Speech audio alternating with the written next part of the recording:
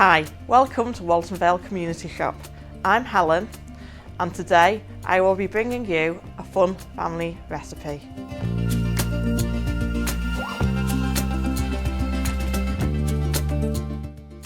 Today's recipe is Eton Mess. The ingredients are strawberries, meringue and double cream or yoghurt. Start by chopping the strawberries. You could use a mixture of summer fruits if you don't have strawberries. You could even use frozen. Add them to the bowl. Take a meringue and gently break it in with the strawberries. You don't want the bits too small because once you stir it, they'll get broken up even more. Take some double cream and gently whisk.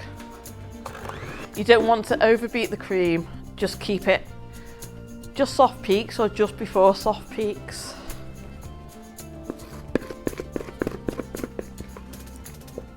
Take the cream and add to your strawberries and meringue.